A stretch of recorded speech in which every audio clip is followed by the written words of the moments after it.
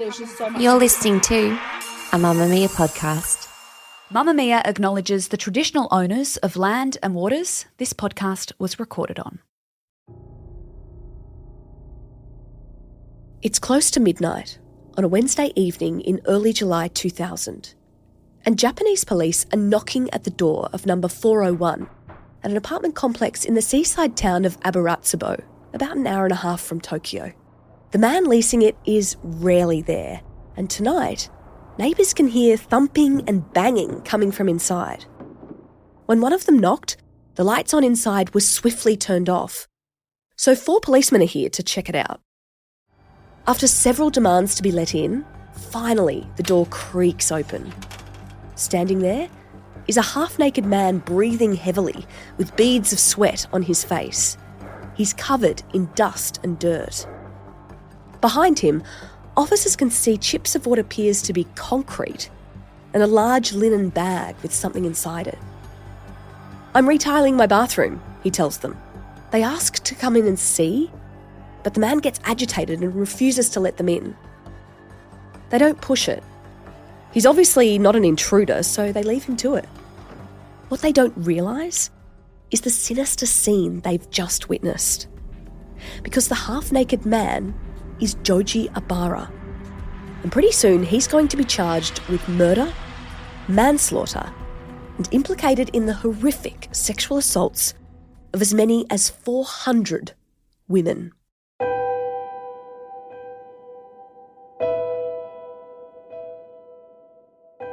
I'm Gemma Barth, and this is True Crime Conversations, a Mamma Mia podcast exploring the world's most notorious crimes by speaking to the people who know the most about them. Carita Ridgeway from Australia and Lucie Blackman from England touched down in the bright lights of Japan 8 years apart.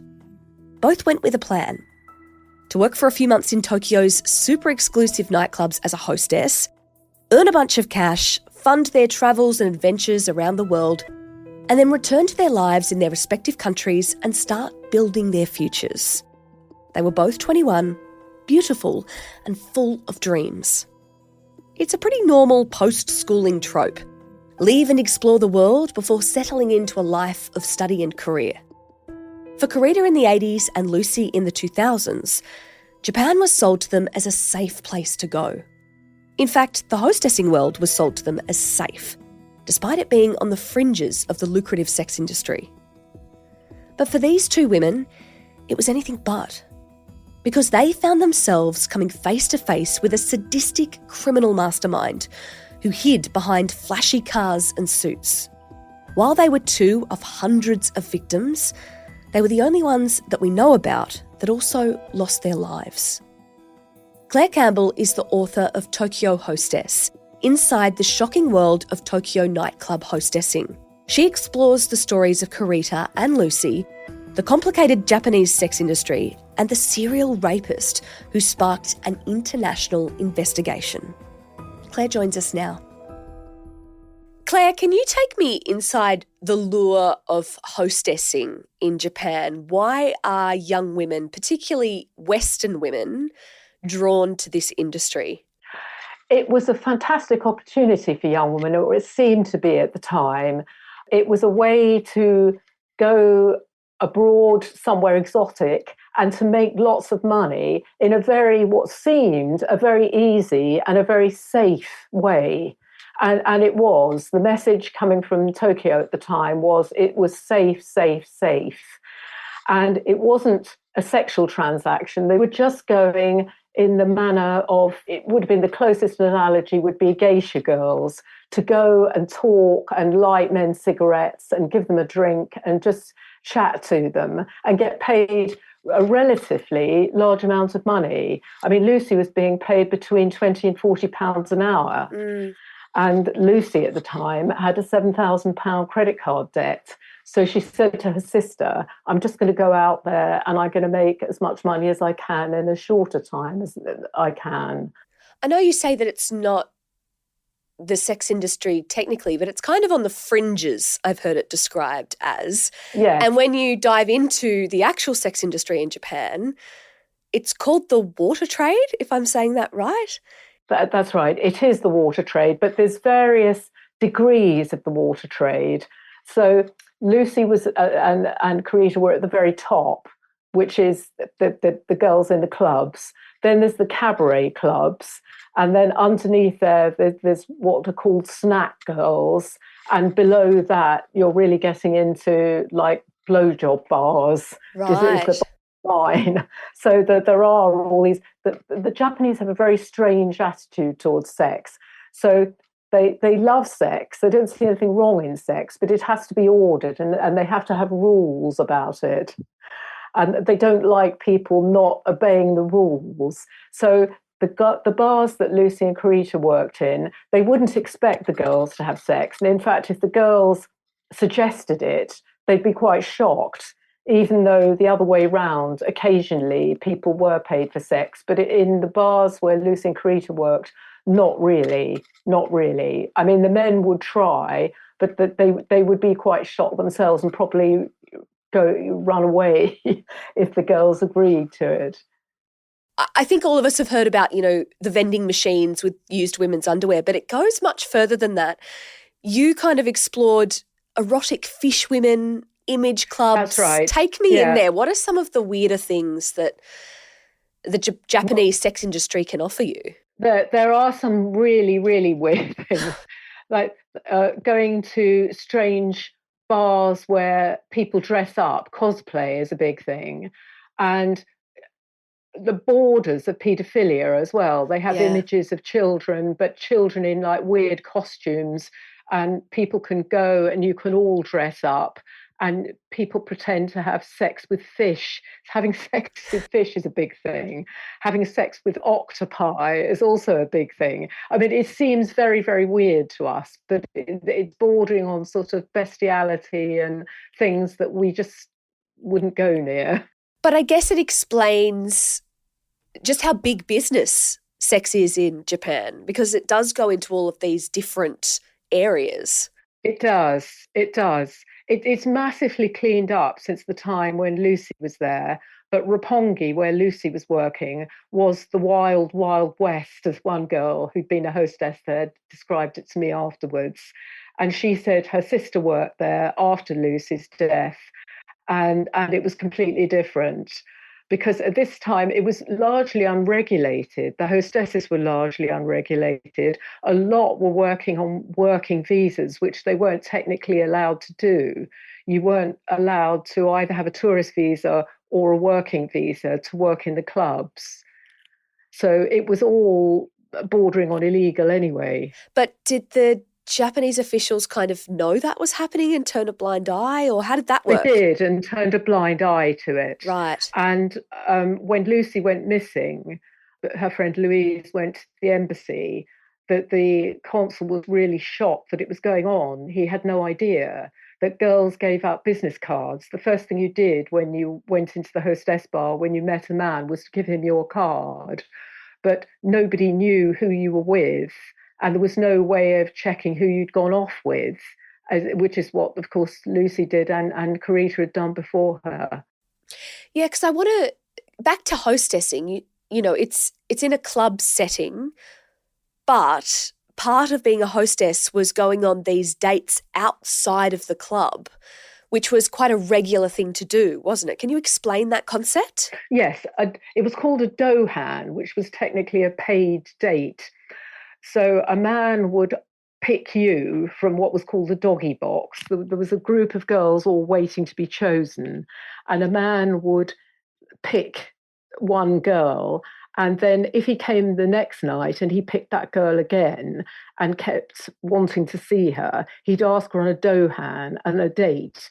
And he'd take her, it would really bizarre things. I mean, quite often these were middle-aged businessmen, and they'd take the girls out to the golf course or something, sometimes with their families. And weird. The girls would go on a date with them, or it could be to dinner or to a bar. And if you were expected to get at least 4 dohans a month. And if you had 2 dohans with the same man, he would become your customer. He was your personal property after that. And girls got bonuses if they had more than 12 dohans a month. And then you would get a cut of the money when they were coming into the bar. But what's in it for the men? They're not getting sex out of this. No. So why would they do this? Just take girls on dates? It's all about a fantasy, really. A dohan is a sort of fantasy date that you pretend that instead of getting paid for it, this girl is choosing to go out with you because she likes you and because she just wants the pleasure of your company.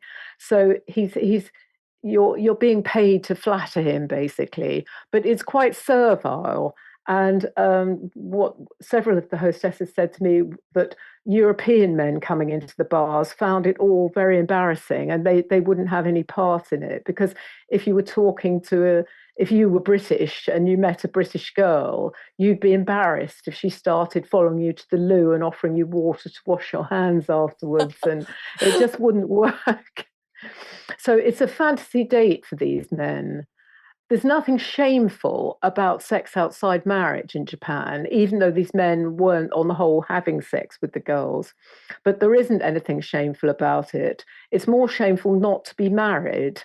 Right. So you would be married, but wives would have to tolerate all this sort of extracurricular behaviour that was going on. Extracurricular. Yes. Well, because it was something they do on the way home from work. I mean, to us, it's extraordinary. Yeah.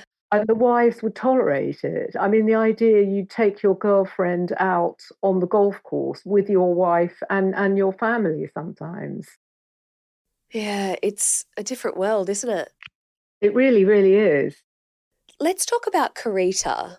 Carita Ridgeway, she's an Australian, and she found herself dipping in and out of the hostessing industry in the late 80s, early 90s. Can you tell us about her? She grew up in Perth. What do we know about her life? Okay, so she grew up in Perth with her sister Sam, and her sister Sam was teaching English at one stage. They both worked as hostesses. Sam had worked in Sydney at a hostess bar where she met her boyfriend, Hideki, a Japanese guy called Hideki Toyama, who was the head waiter at a hostess bar in Sydney. And Carita was her younger sister, and she had a boyfriend, a Liverpudlian called Robert, Robert Finnegan, who she'd met while backpacking in '88. And then Carita went for the first time to Tokyo in late '88 with her friend Linda, and she worked for 3 months in a hostess bar to try and make money. Then the following year, she met up with Robert again, and they carried on traveling around the world. And then Robert and Carita decided to settle in Sydney, and they bought somewhere to live in Clovelly, and Sam went to live with them. And then Carita decided she was going to go back to Tokyo to make some more money, and she went back in for 1 year, and it was on the third time that she met Joji Obara. And she wasn't working in the same district as Lucie. She was working at the Ayakoji Club, which was in Ginza, which was a much more upmarket area of Tokyo. Her sister Sam, and you can see from the pictures, described Carita as very beautiful. She said she was like a cross between Kate Moss and Winona Ryder, and men just melted. And when she went to the hostess bar to be hired, the Mama-san just agreed straight away on seeing Carita that for her to come and work. So she'd had 2 successful stints of hostessing in Tokyo before she went to work at the bar where she met Joji. And she was doing these dohans, these dates with men. She was. So and very successfully. Tell us about the phone call that her sister received from, a mystery man claiming to know Carita. It was February 1992. Yes, it was Valentine's Day in 1992. And the last time Sam saw her sister was the morning of February the 14th, where she went off to work at the Berlitz School to teach English. And Carita disappeared to go off to work at the bar. And that night, Sam was meeting her boyfriend, Hideki, and she stayed over at Hideki. So she didn't expect to see Carita until the next morning. But when she got back to the friendship house where they both lived, a friend who was sharing the house said that a strange call had come in from a man calling himself Akira Nishida. And he'd said that he'd taken Carita out for the evening, and they'd gone to eat shellfish, but that Carita had been taken very ill and he dropped her off to hospital. And Sam thought this was very odd, and who is this man? And she didn't know where to go with it. And so she was worried all night, waiting for Carita to come home. And then the following morning, she got a call from Hiroshima Hospital to say that this man had dropped Carita at hospital and that Carita was very, very ill indeed. And could she come straight away? Well, so ill that basically the whole family came over immediately. Yes. Well, Sam went first, not realizing how ill her sister was. And she kept saying to Carita, "Who is Nishida? Who is Nishida? Who is this man that ran the house?" And she couldn't really speak to Carita, and Carita seemed at first to be falling asleep. And then Sam said that she realized she was losing consciousness, and she was horrified, and she called the staff. And then the staff said, "We're very, very concerned about her. We think she might be dying." So Sam was horrified and rang her parents in Australia and also Robert Finnegan, who was studying in Sydney. And they both said that they'd come straight away and come and to fly out. What did the doctors say was wrong with her? They couldn't work it out to begin with, but they said that she had liver failure, but they couldn't work out what it was from. And so at first they thought she had hepatitis D, and then they changed the diagnosis to hepatitis E, but it still didn't quite fit. So they were very confused. And of course, the only information that they had was that they believed her to have food poisoning, but that just didn't seem to fit with anything. So Sam was getting terribly worried, and she asked Hideki, her boyfriend, to try and find out who this Nishida was, because in the days while Carita's condition was worsening, he kept calling and kept asking after her, and finally called and asked to speak to Carita's mother, Annette, who'd arrived by then. And Annette spoke to him, and they agreed that they'd meet him at the airport hotel the following week. But in the meantime, Carita's condition worsened and worsened until by, I think it was the 19th of February, the doctor said that they did a pinprick test, and they said that Carita was brain dead. And they asked them if they wanted to turn off the life support machine. So they did. Really, really terrible. I mean, you just can't imagine how the family must have felt. There was an important detail that the dad asked happen to Carita's body before they did that. Can you tell us about that? Yes, and this was crucial, not only to finding out what happened to Carita, but also finding out what happened to Lucy.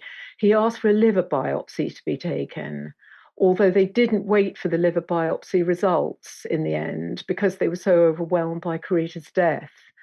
And afterwards they said they regretted that they hadn't asked for a post-mortem.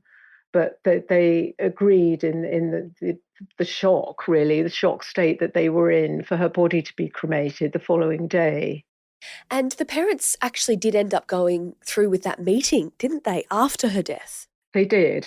On the Sunday evening, they met him at the airport hotel, and the mother, Annette Ridgeway, when she saw him, was really shocked because she thought Carita couldn't possibly be interested in this middle-aged man. And he bought a diamond necklace and a ring and said that he'd really loved Carita and that he would have loved to spend more time with her. And they were sort of horrified by this man. And Annette said she just kept thinking she couldn't believe Carita would ever have had anything to do with him. Did the police help? Like, what happened from here? That whole week before Carita's death, Hideki and Sam were trying to get the police to become interested. And they just didn't. They just kept asking Sam if Carita was taking drugs, to which, Sam was really offended and said no, that neither of them had ever taken drugs, and it was nothing to do with that. And the police did nothing. And in fact, they started asking them what visas they were on and just investigating Carita and Sam rather than trying to find out who Nishida was. And so the family just decided to go back to Australia, grieve. Yes. And that's where it kind of ended for the time being. for them. And Sam left. She broke up with Hideki. I mean, it must have been really difficult for her to be involved with a Japanese man after what had happened to her sister. And so she also went home, although she came back to Tokyo 2 years later. You're listening to True Crime Conversations with me, Gemma Barth. I'm speaking with Clare Campbell, author of the book Tokyo Hostess. Up next, Clare tells us the story of Lucie Blackman, a British hostess in Tokyo whose murder by Joji Obara captured intense media attention.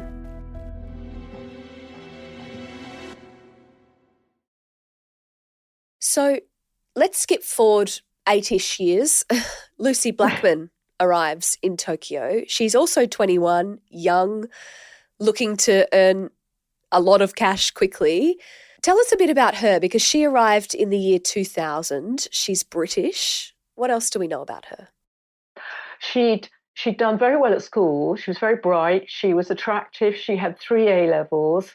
She'd gone to work in a bank. She chose not to go to college, but she went to work in a bank, and then she went to work for British Airways, both jobs with her friend Louise, the one that accompanied her out to Tokyo.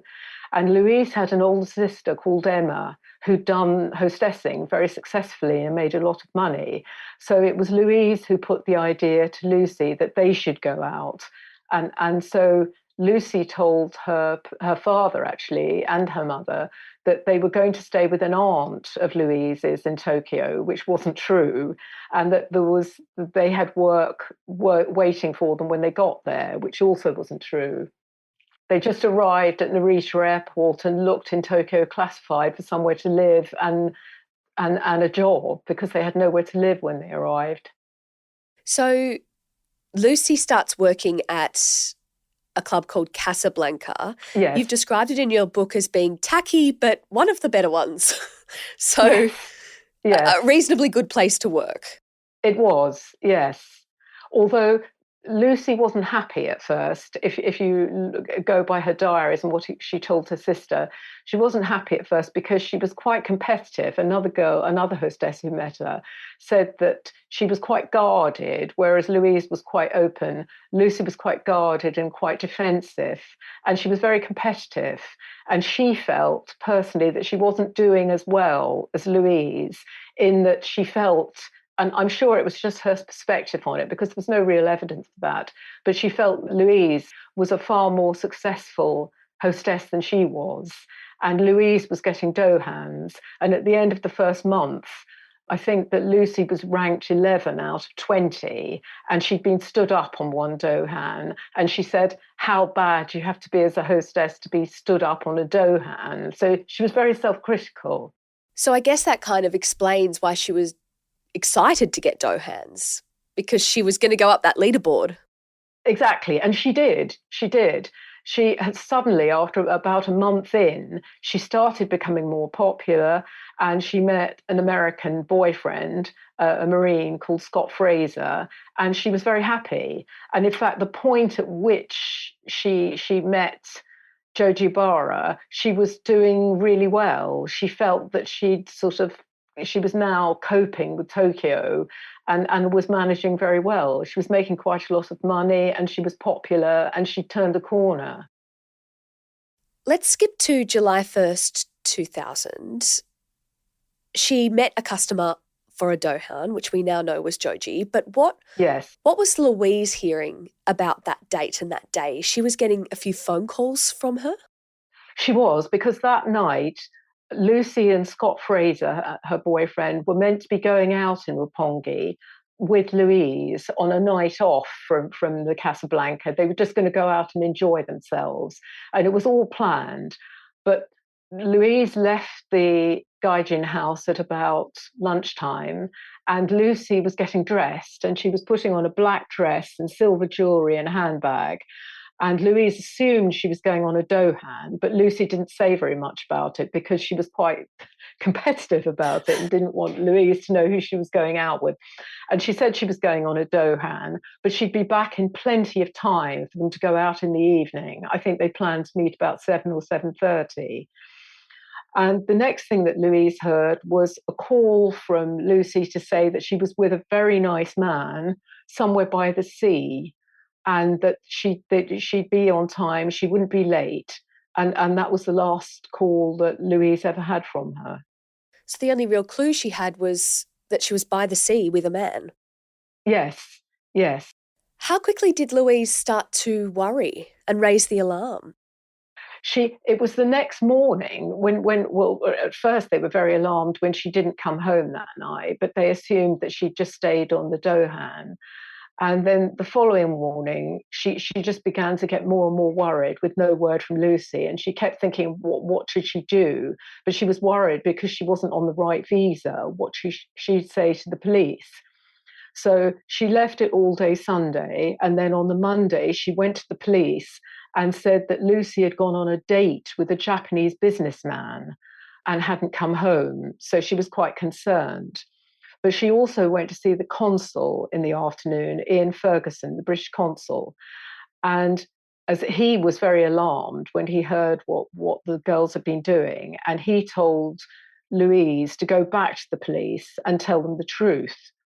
And as Louise was leaving the embassy that afternoon, she got a strange call from a man calling himself Akira Tagaki, because Joji Obara was always using pseudonyms. And Akira is the same first name he was using. So Akira was same first name, but a different surname. And he said not to worry about Lucy, that she was quite safe, but that she joined a cult and that Louise would never hear from her again, but that she was quite happy and not to worry about her. So Louise straight away, thought, this is mad, I'm really worried. So she tried to keep him talking on the telephone and to ask more questions. And then when he rang off, she went straight back into the embassy and told Ian Ferguson. And Ian Ferguson panicked then. And he said, you must go straight to the police and don't bother saying it's a Japanese businessman. Just say that your friend has been abducted and tell them the full story, that you were working as hostesses and what had happened. So that was what Louise did. And she also called home at that point and told poor Lucy's mother, Jane, what had happened. And Jane was terribly shocked. In fact, I think she was sick when she got the phone call to say, because she'd just been packing up a parcel to send out to Lucy when she got the call from Louise to say that Lucy had gone missing. So it must have been a terrible, terrible shock to her. Because the family was never going to believe that she joined a cult, were they? No. I mean, it was rubbish from the beginning. I mean, it just shows you what a fantasist Joji was, really, to think that any family would believe that. It took quite a few days for this story to blow up, but it did. It became an international news story, thanks in part to Lucy's dad, who just went, right, we've got to get this story out. He knew how to work the media because the police weren't being as cooperative at that point. How big did this story get?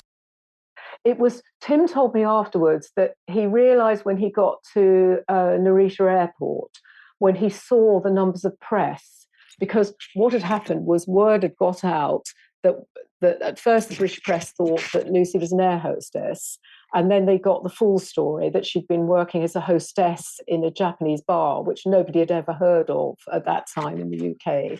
So the press went mad, particularly the tabloids. And so there was a massive number of press at Narita Airport, all waiting to speak to Tim. And he realised as he walked into the room, he said, and saw the numbers of press there, that he could work that to his advantage, that if there were that number of press, they could all help find Lucy. So he decided to play it that way, and which he did do brilliantly. So we've got Tim and Lucy's sister over in Japan kind of leading the search. The police start to actually get on board because of all of the press, and it turns into quite a big operation. Lucy's family's putting out posters.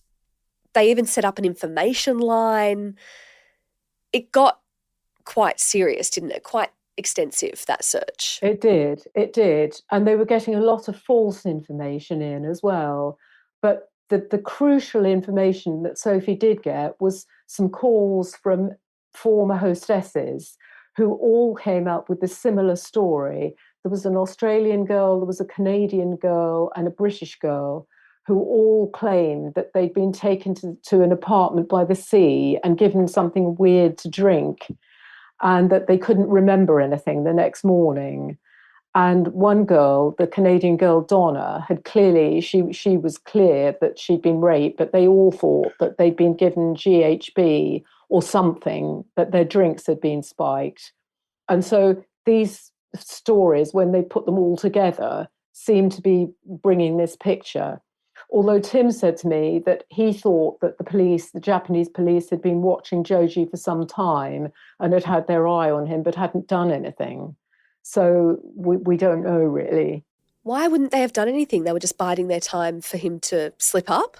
Until they had evidence. Right. Yes. Well, they made an arrest in the October, so she went missing quite a few months earlier. She did. They made an arrest. What do we know about how they actually came to making that arrest? What evidence led them to that? Was it these phone calls? It was the phone calls, because they began to piece together information, and also they finally traced the mobiles, because to begin with, Tim had been pressing them to trace the mobile calls that the Louise had got. And at first they kept saying they couldn't do it, and it was a matter of data privacy. They couldn't do anything like that. And then Tim spoke to Tony Blair, the Prime Minister at the time, and then suddenly Derry Irvine, the Chancellor, was onto it. And he spoke to Tim, and the next minute it was all sorted and they could trace the calls, and that led them to Joji Obara. So who is Joji Obara from the outside? Who was he? Joji Obara, he was born in 1952. He's actually Korean and not Japanese at all. And he was born to a Korean who'd made a lot of money in pachinko parlors and also in property and of taxis, I think. But he'd made a massive amount of money during the boom in Japan. And Joji had a very weird upbringing. He was brought up in this strange house, which I went to see in Tokyo, called Den-en-cho-fu. And he lived there with a maid by himself as a child for years. So he had a very, very weird upbringing. And he went to university and read politics and law. And everybody who knew him from college at the time said that he was a loner and that he never had a girlfriend. And so he was altogether a very strange character. And when the police raided the house at Den-en-cho-fu and also two of his other properties, they found all these notebooks and about 400 videotapes, all of girls that he drugged or raped and what he was doing to them. And clearly the police then had a massive amount of evidence. And the crucial thing was that amongst the videotapes, they found one of Carita. And they also found Carita's name in a notebook. And in the notebook, it said Carita Ridgeway, too much chloroform. It took them a while to kind of connect the dots there, though, didn't it? In terms of Carita, the fact that she died and that she was on these tapes. Sam picked up the story and was in touch with Robert Finnegan, who was Carita's former fiancé. And they both kept talking to one another and saying, could this man be anything to do with Carita's death? And Robert contacted the Japanese authorities. So that brought up the name Carita Ridgeway again. And so when they found the notebooks and they found the name Carita Ridgeway, too much chloroform, they put everything together. And that led them to thinking that he'd killed Carita. Next, we discuss Obara's chilling notebook and disturbing videotapes, which ultimately led police to connect him to Carita's murder. Obviously, we're focusing in on Lucie and Carita, but there were 400 tapes, potentially 400 women. What happened to them? Well, this is what really intrigues me. And you know, I think there's another story there, because a lot of these women, they don't know. The police tried to contact those that they could trace, but there must be lots of women who read the story and they must be wondering, was it them or what happened? Could he have killed other people? And we don't know. I mean, we just don't know. And it's really, really horrible idea. Not to go into too much graphic detail, but the videos all kind of followed a similar pattern in that he would videotape them being naked, their faces covered, his face covered, and then him sexually assaulting them, right? He used to put on a mask, and so he would sort of prance about naked with this horrible mask on. And in fact, on the tape of Carita, they wouldn't show the whole tape to her mother because obviously it would be too distressing.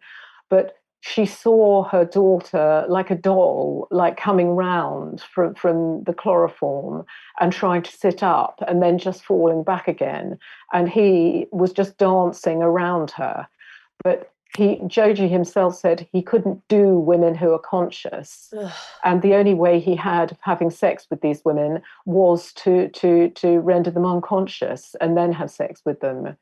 And in the notebooks, he clearly was, I don't know what his diagnosis was, but you'd think he must have been psychotic because he was saying, that he obviously wanted revenge on women for something.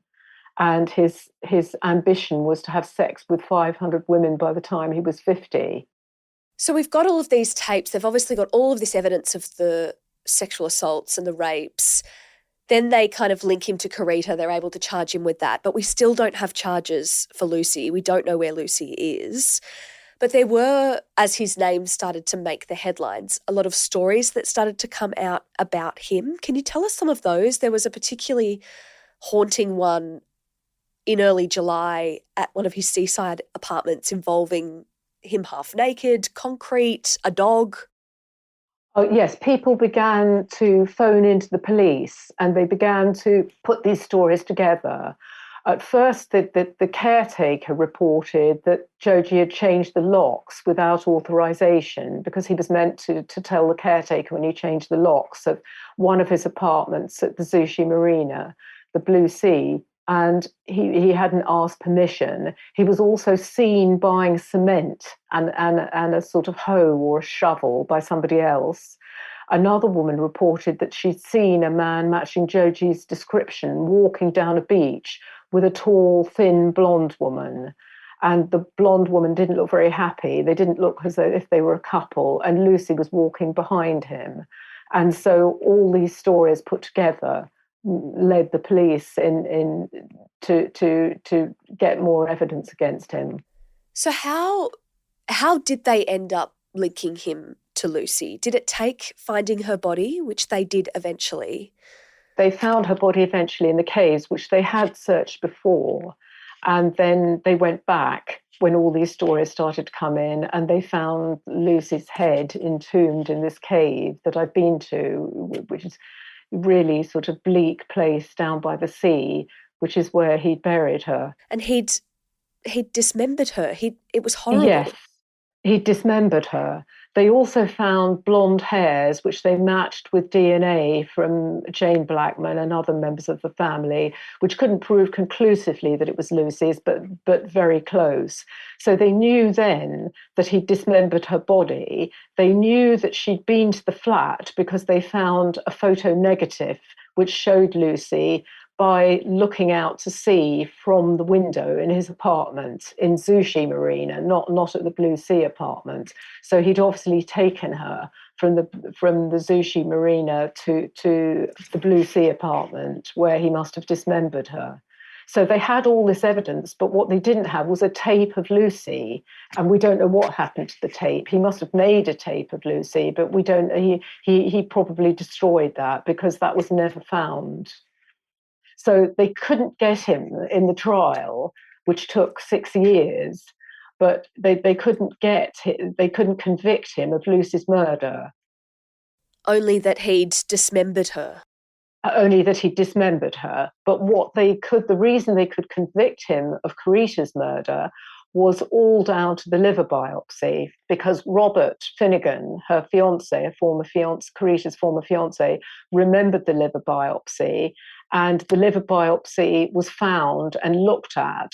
And when it was analysed, it showed chloroform. So that proved conclusively they'd got the tape, they'd got Carita's name, and now they've got the liver biopsy, which proved that he'd given her chloroform. It seems that he didn't mean to kill these women, that his motive is sexual assault. He didn't, in that sense, he wasn't a serial killer, but it was just so gruesome and awful, was the fact that he couldn't have sex with them unless they were unconscious. So he had to find a means to render them unconscious. And it was chloroform that killed Carita because he gave her too much.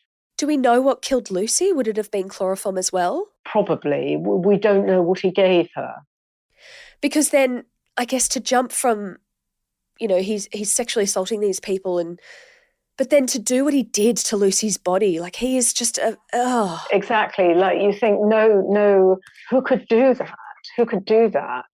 We touched on the judicial system in Japan in that the trial took 6 years. And that's not like here in Australia, you might wait in prison for 3 years and then finally go to trial, which might be a few months. But this was him in court numerous times over 6-7 years. That is a long, drawn-out process. And it's not unusual. The longest trial, I think, was 12 years for somebody. And the assumption is you're guilty. So it's just all a question of repeated questioning until you admit your guilt. But Joji will never come out. I mean, the Japanese police have said to me he'll never come out of prison. He got a life sentence, but which I know in this country doesn't necessarily mean life at all. But they said he will never come out of prison. They would always find a reason to keep him there. And what was Joji like in court? Because he took to the stand quite a bit. He had quite a bit to say that was very damaging to the families. It was all bizarre. He said that all the girls that had sex with him willingly, that they were all on drugs. They were all, drug-addled prostitutes who were just having sex for money, and that it was consenting, and that he said terrible things about all of them. An interesting kind of fact I read in your book was that going to his trial became fashionable. Yes, that's right, because it was the big story at the time.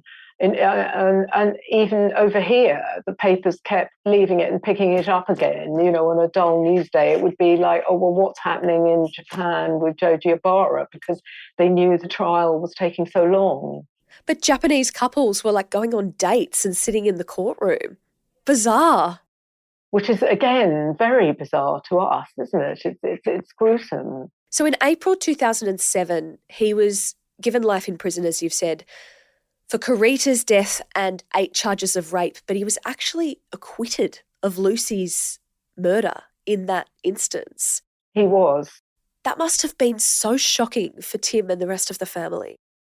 It was. And the Ridgeways were equally upset because obviously they'd bonded over losing 2 daughters, and the Ridgeways were equally upset that he wasn't, although they were satisfied that he was found guilty of Carita's murder, that Lucie wasn't. It was a terrible thing for the family. But that was rectified the following year? It was because it's more or less, we have a phrase for it here. I'm just trying to think what the phrase is, but it's like beyond reasonable doubt that the fact they knew Lucie was in the flat, they found her hair, he dismembered the body. So the assumption was that he had somehow caused her death. He wasn't ever convicted of Lucie's murder as such, but of causing her death and disposing the body.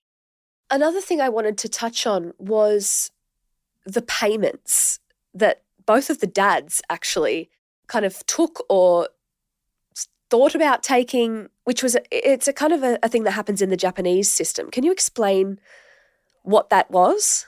It's sort of, they feel that they've offended you. It's like your honour has been damaged by the death of a family member.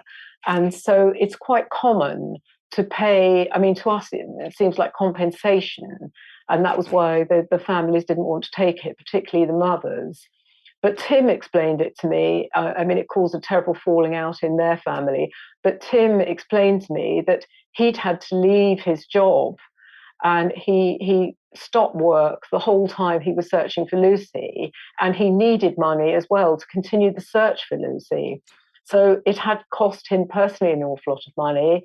And he said he felt that if he accepted this money on behalf of his children, he could give it to the family, and that it would help him to support Rupert and Sophie, Lucy's brother and sister. But that money was coming from Joji or Joji's defence team. Yes, it's a difficult one, isn't it? And Jane was terribly upset, Lucy's mother.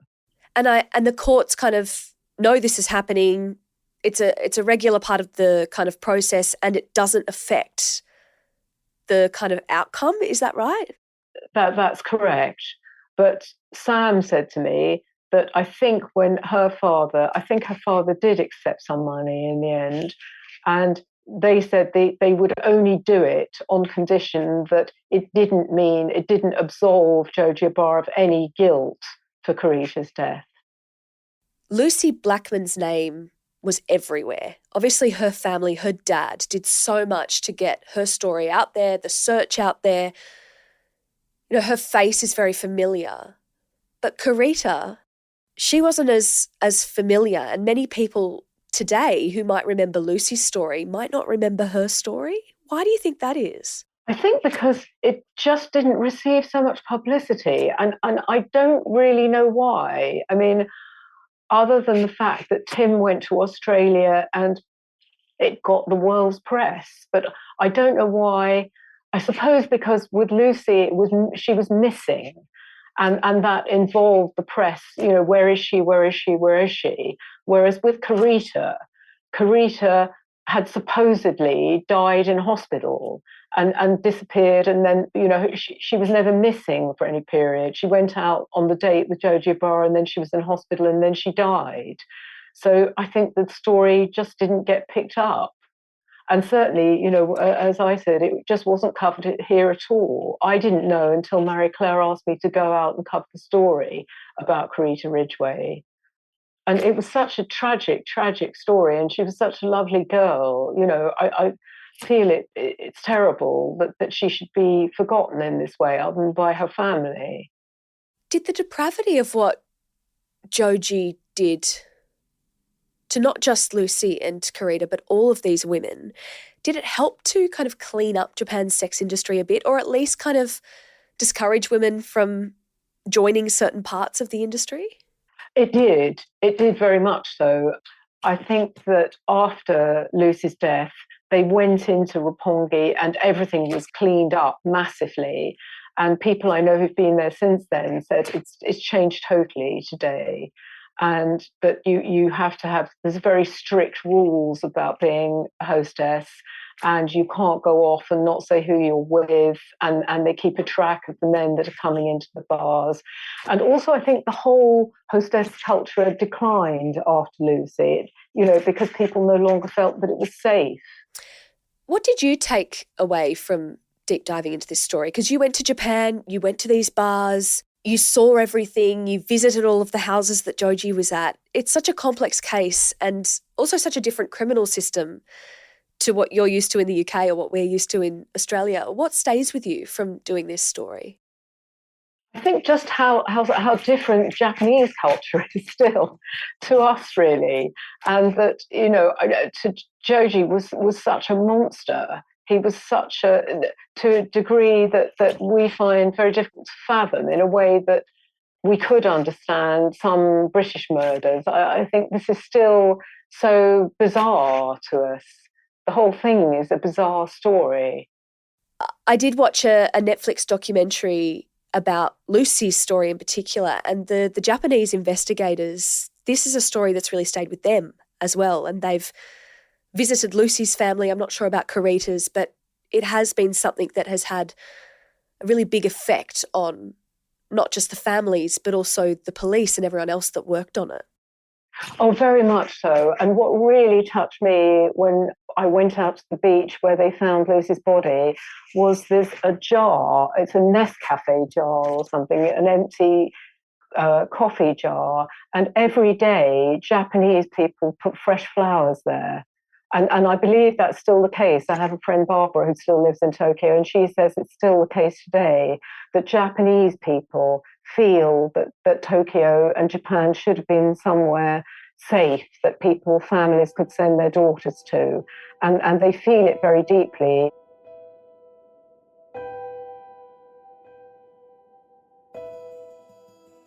Thanks to Claire for helping us to tell this story. True Crime Conversations is a Mamamia podcast, hosted and produced by me, Gemma Barth, and Tali Blackman, with audio design by Jacob Round. Thanks so much for listening. I'll be back next week with another True Crime Conversation.